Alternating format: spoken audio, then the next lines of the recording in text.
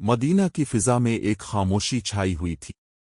नबी करीम की सबसे चहीती बेटी बीबी फातिमा अल-ज़हरा अपने छोटे से घर में मसरूफ थीं। वो घर जिसकी दीवारें मिट्टी से बनी हुई थीं, जिसका दरवाज़ा लकड़ी का था और जिसकी छत खजूर के पत्तों से ढकी हुई थी। मगर उसी छोटे से घर में सुकून, मोहब्बत और ईमान की खुशबू थी। दिन के औकात में बीबी फातिमा घर के तमाम काम अंजाम देती। झाड़ू देना, पानी लाना, चुकी पीसना, बच्चों को संभालना, खाना पकाना, ये सब काम वो खुद अंजाम देती। हज़रत अली, जो रोज़ी के लिए बाहर जाते, जब वापस आते तो बीबी फातिमा का चेहरा पसीने में शराबूर होता और हाथ चुकी पीसने से जख्मी हो चुके होते। चुकी एक पत्थर की बनी हुई दस्ती चुकी थी, जिसे बीबी फातिमा अपने हाथों से घुमाती थीं ताकि गंदुम पेस कर आटा बने और घर में खाना तैयार हो। ये वो दौर था जब कोई नौकर, खादमा असहूलत मौजूद न थी। बीबी फातिमा, जो रसूल अल्लाह की बेटी थीं, अगर चाहते तो उनके लिए सैकड़ों खादिम हाजिर हो सकते थे, मगर उन्होंने कभी दुनिया की आसाइश नहीं मांगी। वो दुनिया के आराम के बजाय आखिरत की नजात को मुकद्दम समझती थीं। एक दिन हज़रत अली ने बीबी फातिमा के जख्मी हाथों को देखा और आंखों में नमी आ गई। उन्होंने कहा, फातिमा, तुम रसूल अल्लाह की चहीती बेटी हो, क्यों ना नबी करीम से अर्ज करो कि अब हमारे लिए कोई खादमा मुकर्रर कर दें, तुम्हारे लिए आसानी हो जाएगी। बीबी फातिमा ने ये बात सुनी और खामोश रहें। उनके दिल में ये ख्याल आया कि अगर अल्लाह के रसूल से कोई दुनियावी चीज़ मांगी जाए तो शायद दिल पर बोझ हो। मगर हज़रत अली के इसरार पर वो रसूल अल्लाह की खिदमत में हाजिर हुईं। नबी करीम इस वक्त किसी और सहाबी से गुफ्तगू फरमा रहे थे, लिहाजा बीबी फातिमा ने सिर्फ हज़रत आशा से अपनी हाज़िरी का पैगाम दिया और वापस आ गईं। रसूल अल्लाह जब वापस तशरीफ़ लाए तो हज़रत आशा ने सारा वाक़या सुनाया। नबी करीम ने फ़ौरन बीबी फातिमा और हज़रत अली के घर का रुख किया। वो दोनों बिस्तर पर लेटे हुए थे कि नबी करीम अंदर दाखिल हुए और फरमाया, क्या मैं तुम्हें ऐसी चीज़ ना बताऊं जो खादमा से बेहतर हो? हज़रत अली और बीबी फातिमा दोनों ने अर्ज़ किया, या रसूल अल्लाह, ज़रूर, हमें वो चीज़ सके जो खादमा से बेहतर हो। ये वो लम्हा था जब दुनिया ने वो अजीम तोहफ़ा सुना जो आज भी हर मुसलमान के लिए खजाना है। नबी करीम अपनी बेटी और दामाद के घर में दाखिल हुए तो बीबी फातिमा और हज़रत अली आराम कर रहे थे। जब रसूल अल्लाह अंदर आए तो हज़रत अली फरमाते हैं, हम दोनों लेटे हुए थे, मैंने इरादा किया कि अलिफाटे कर आपको जगह दूं, मगर आपने फरमाया, अपनी जगह पर रहूं।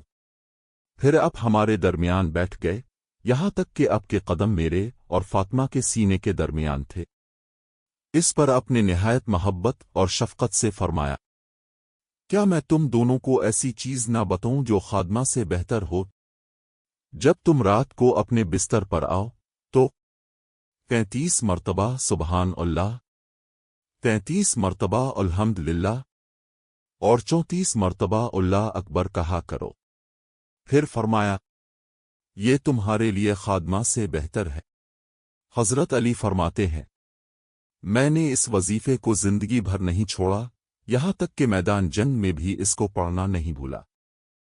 ये था तस्बीह फातिमा, एक सादा, मुख्तसर मगर रूहानी ताकत से भरपूर अमल।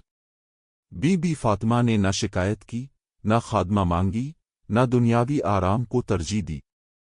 उन्होंने अपने बाबा के दिए गए इस तोहफे को दिलो जान से कबूल कर लिया, क्योंकि उन्हें यकीन था कि जो कुछ रसूल ने दिया है इसमें ही दुनिया व आखिरत की भलाई है। ये तस्बीह सिर्फ एक वजीफा नहीं बल्कि एक तर्ज़ जिंदगी है। ये हमें सिखाती है कि इंसान जब थका हुआ हो, जिस्मानी मशक्क़त से निढाल हो, दिल में फरियाद हो, तो ज़ुबान पर अल्लाह का जिक्र हो, क्योंकि दिलों का सुकून महज दुनिया के आराम से नहीं बल्कि अल्लाह की याद से आता है।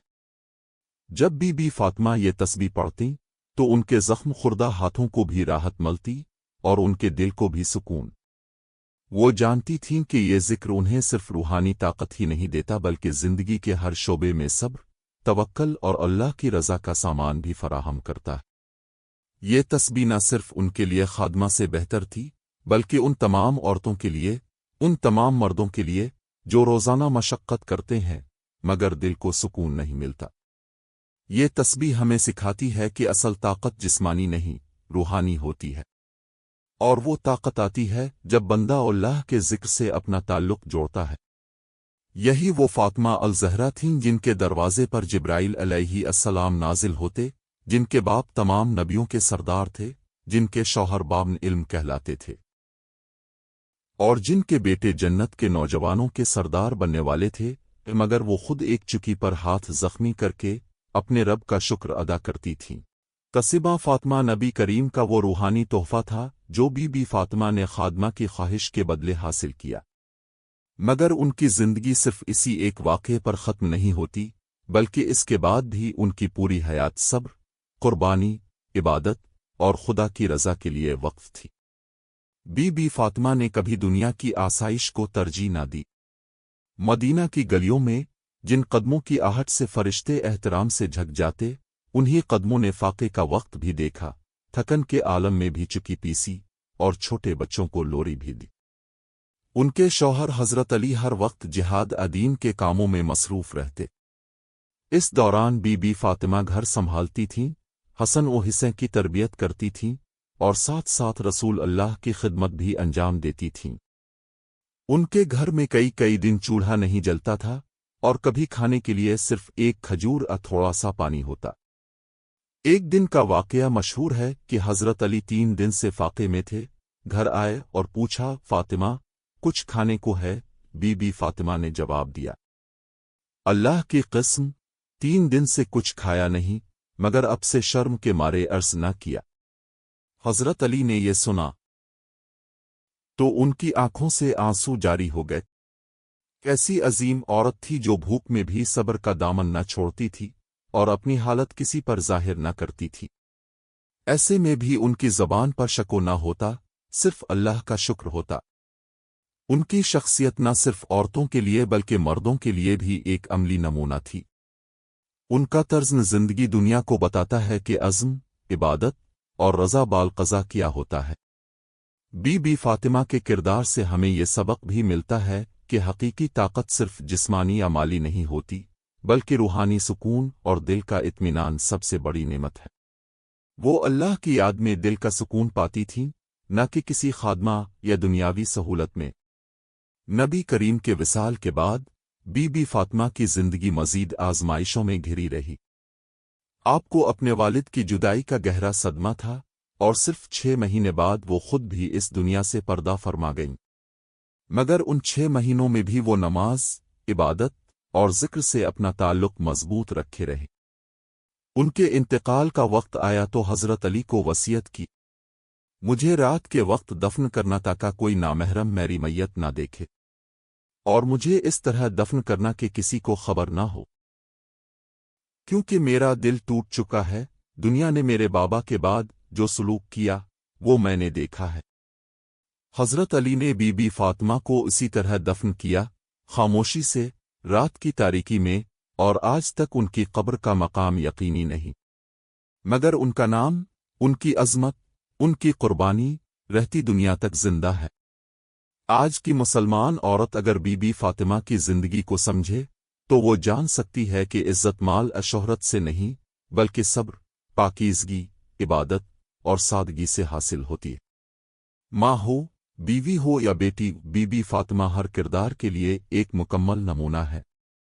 ان کی تسبیح ہمیں یاد دلاتی ہے کہ تھکن، مشقت اور دنیاوی بوجھ کا علاج دنیا کے وسائل نہیں بلکہ اللہ کا ذکر ہے۔ جو دل اللہ کے ذکر سے آباد ہوتا ہے وہ کبھی ٹوٹتا نہیں۔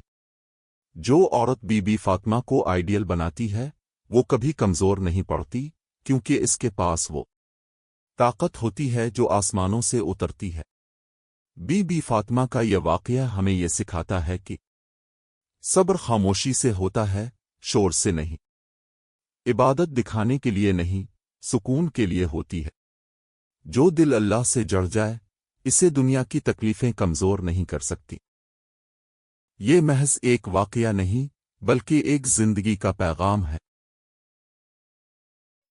السلام علیکم، اگر آپ کو ویڈیو پسند آئی ہے تو ہمارے ویڈیو کو لائک کریں، شیئر کریں اور چینل کو سبسکرائب ضرور کریں۔